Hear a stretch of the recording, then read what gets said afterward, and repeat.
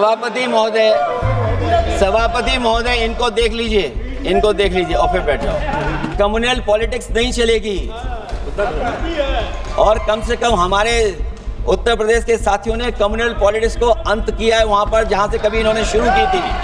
कम से कम ये भी खगाला जाए इतिहास में कि वंदे मातरम कुछ लोगों ने कब गाया। उन मुखबरों से ये सवाल पूछा जाए कि स्वतंत्रता के बाद भी उन्होंने अपना गीत क्यों बनाया। उनकी एक रंगी सोच ने तिरंगा क्यों नहीं फहराया। वंदे मातरम सियासत के झूठे राष्ट्रवादियों के लिए नहीं है। उन्होंने सभापति महोदय जिन्होंने आजादी के आंदोलन में भाग ही नहीं लिया है, वो वंदे मातरम का महत्व क्या जानेंगे। सच तो ये है कि सरफरोश लोग वंदे मातरम दिल से बोलते थे। उन आजादी के दीवानों के खिलाफ कुछ लोग अंग्रेजों के लिए जासूसी और मुखबिरी का भी काम करते थे। दरअसल ये राष्ट्रवादी नहीं बल्कि राष्ट्र विवादी लोग हैं। जहां विवाद करना हो, कभी अंग्रेज विवाद कर करके, डिवाइड कर करके, डिवीजन कर करके राज किया करते थे। सभापति महोदय आज भी वही रास्ता कुछ लोग अपना रहे हैं। वो डिवीजन का रास्ता अपना रहे हैं, डिवाइड का रास्ता अपना रहे हैं, दरारवादी रास्ता अपना रहे हैं। इनका इतिहास खंगाला जाए कि इन्होंने आजादी के पहले और आजादी के बाद वंदे मातरम क्यों नहीं गाया। ये सभापति महोदय आज जब हम वंदे मातरम पे इतनी चर्चा कर रहे हैं, जिस भाव से हम लोग यहाँ बैठे हैं, कम से कम ये भी खगाला जाए इतिहास में कि वंदे मातरम कुछ लोगों ने कब गाया। धन्यवाद। जय हिंद। वंदे मातरम। अखिलेश यादव जी, बहुत बधाई। आदरणीय सभापति महोदय, मैं आपका धन्यवाद देता हूं कि इस ऐतिहासिक चर्चा जो 150वीं वर्ष में हो रही है, उसमें मुझे बोलने का मौका मिल रहा है। वंदे मातरम के आज हम 150वें वर्ष के बाद दोबारा हम लोग इस सदन में याद कर रहे हैं और हमें गर्व है इस बात का कि हम लोग इस समय पर बंकिम चंद्र चट्टोपाध्याय जी को भी याद कर रहे हैं, जिन्होंने इतना शानदार और ऐसा राष्ट्र को गीत देके गए हैं, जिस गीत ने लाखों लाख लोगों को जागरूक किया, उनके बीच उत्साह भरा। और आजादी के उस समय पर जिस समय अंग्रेजों के खिलाफ लड़ाई लड़ी जा रही थी, वंदे मातरम हमें ऊर्जा देता था, हमें ताकत देता था, हमें एकजुट कर करके अंग्रेजों के खिलाफ लड़ने का एक माध्यम बनाता था। वो वंदे मातरम के गाने पर आज जब 150 वर्ष हो रहे हैं, मुझे बोलने का मौका मिला, इसके लिए मैं आपका बहुत बहुत आभार और धन्यवाद देता हूं। ये वंदे मातरम जिस तरह के हमारे पूर्व में कांग्रेस पार्टी के नेता गौरव गोगोई ने जो बात रखी, उस भावना से जोड़ता हुआ और वंदे मातरम की भावना से जुड़ता हुआ, जिस समय कलकत्ता के कांग्रेस के अधिवेशन में रविन्द्रनाथ टैगोर जी ने गीत गाया, उसके बाद लोकप्रियता इसकी आम लोगों के बीच पहुंच गई। और जब कभी भी लोगों को अंग्रेजों के खिलाफ लड़ना होता था, तो यही वंदे मातरम का नारा दे करके लोगों को जोड़ने का काम करते थे। हमारा कोई भी आंदोलन रहा हो, स्वदेशी आंदोलन रहा हो, उसमें भी हम लोग इसी नारे के साथ चले। वंदे मातरम को लेकर के हम लोग इतना देश को एकजुट कर दिए कि अंग्रेज घबराने लगे। और जब अंग्रेज घबराने लगे तो जहां कहीं भी वो देखते थे कि ये नारा लग रहा है, वहां पर देशद्रोही का कानून लगाकर लोगों को जेल भेज देते। ये भी इतिहास है कि जिस समय बंगाल में बच्चों ने गाना गाया, इस गीत को अपने क्लासरूम में गाया, उस समय भी अंग्रेजों ने उनके खिलाफ मुकदमा लगा के उन्हें जेल भेजने का काम किया। ये वंदे मातरम अंग्रेजों ने बैन भी कर दिया। 1905 से लेकर के 1908 तक बैन कर दिया गया, और बैन के बाद भी लोग माने नहीं, हमारे क्रांतिकारी लोग माने नहीं, और वंदे मातरम को हमेशा उन्होंने अपने दिल और दिमाग में रखा और जनता के बीच में इस आंदोलन को आगे बढ़ाते रहे। सभापति महोदय, जो हमारे सत्ता पक्ष के लोग हैं, वो हर चीज को ओन करना चाहते हैं। ये 150वें वर्ष में जब हम वंदे मातरम याद कर रहे हैं, बंकिम चंद्र चट्टोपाध्याय जी को हम याद कर रहे हैं कि उन्होंने इतना महान गीत हमें दिया है। सत्ता पक्ष के लोग समय समय पर हमें देखने को मिलता है कि जो महापुरुष उनके नहीं हैं या जो चीज उनकी अच्छी नहीं है, उनको वो ओन करना चाहते हैं। 150वें वर्ष वंदे मातरम, मैं अभी वो बात कहूंगा और मैं बात कहूंगा और हमारे मंत्री जी उसका जवाब देना। सभापति महोदय, क्योंकि ये बात ओन करने की आ रही है, अपनाने की बात आ रही, तो मैं सभापति महोदय, मैं अपने सत्ता पक्ष के लोगों को याद दिलाना चाहता हूं।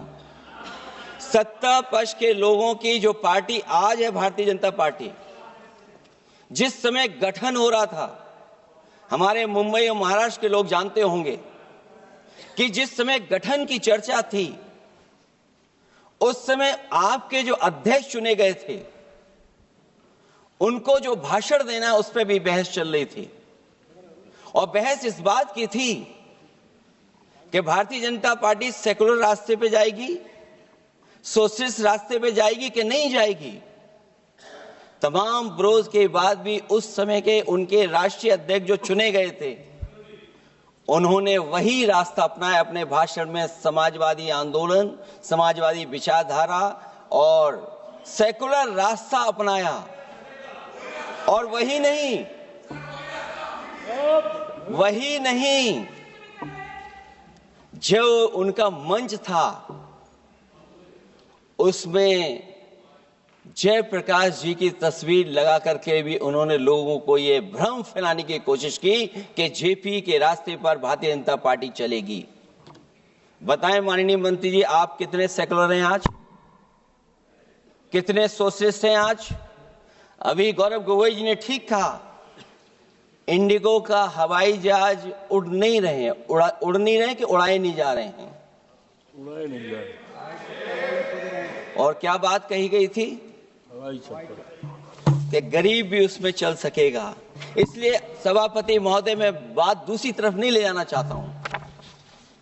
वंदे मातरम सिर्फ गाने के लिए नहीं है, निभाने के लिए भी होना चाहिए। सभापति महोदय, आज हम आकलन करें, पीछे मुड़ करके देखें कि हम इस वंदे मातरम को कितना निभा रहे हैं।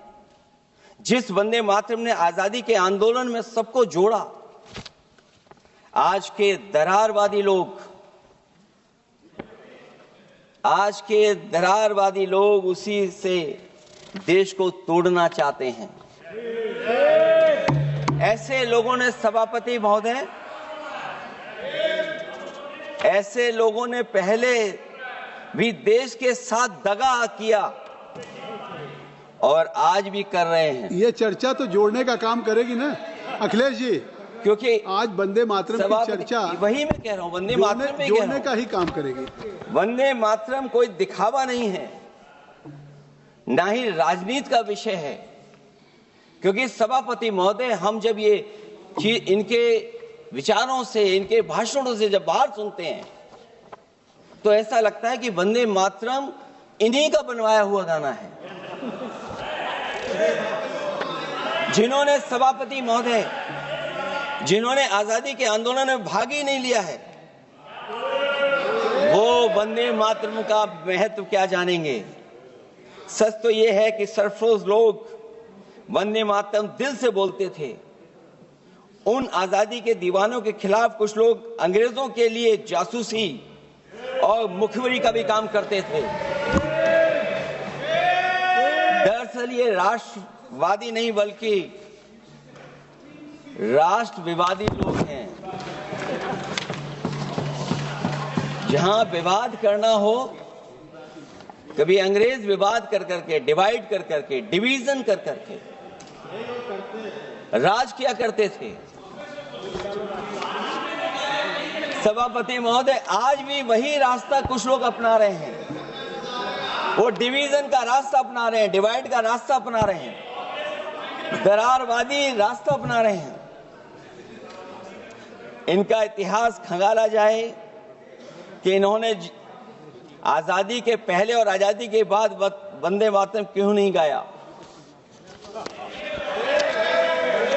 ये सभापति महोदय, आज जब हम वंदे मातरम पे इतनी चर्चा कर रहे हैं, जिस भाव से हम लोग यहाँ बैठे हैं, कम से कम ये भी खंगाला जाए इतिहास में कि वंदे मातरम कुछ लोगों ने कब गाया। उन मुखबरों से ये सवाल पूछा जाए कि स्वतंत्रता के बाद भी उन्होंने अपना गीत क्यों बनाया। उनकी एक रंगी सोच ने तिरंगा क्यों नहीं फहराया। वंदे मातरम सियासत के झूठे राष्ट्रवादियों के लिए नहीं है। गलत लोगों की गलत मंशा पूरा देश समझता है और केवल यही नहीं ओन करते हैं। कभी कभी भारत माता का जो चित्र है, जो पेंटिंग कभी बंगाल के महान लोगों ने बनाई थी,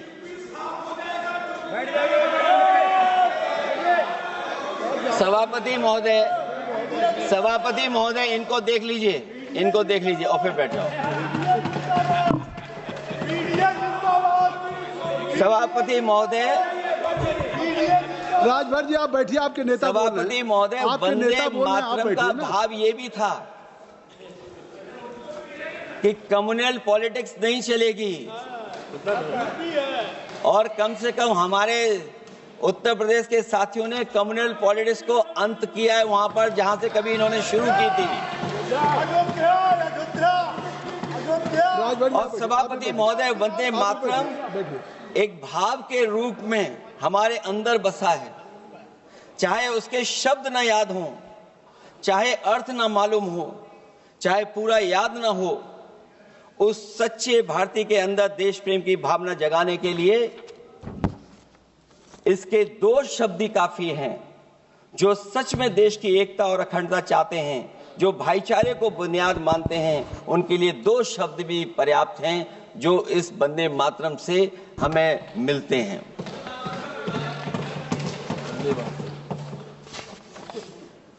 दूसरा किस्सा सुना दो अध्यक्ष महोदय। सभापति महोदय, इनका इतिहास खंगाल लीजिए, पूरा निकाल लीजिए। चुनावी सभाओं में कभी बाबा साहब भीमराव अंबेडकर जी की तस्वीर ये लोग नहीं लगाते थे। ये बात अगर सही हो तो बता दो। और ये तस्वीर कब लगाना शुरू किए? इनका एक सहयोगी साथी संगठन, जिस समय समाजवादी पार्टी और बहुजन समाज पार्टी ने मिलकर के इन्हें उत्तर प्रदेश में हरा दिया था, उसी दिन के बाद से बाबा साहब भीमराव अंबेडकर की प्रतिमा और तस्वीर लगाने लगे।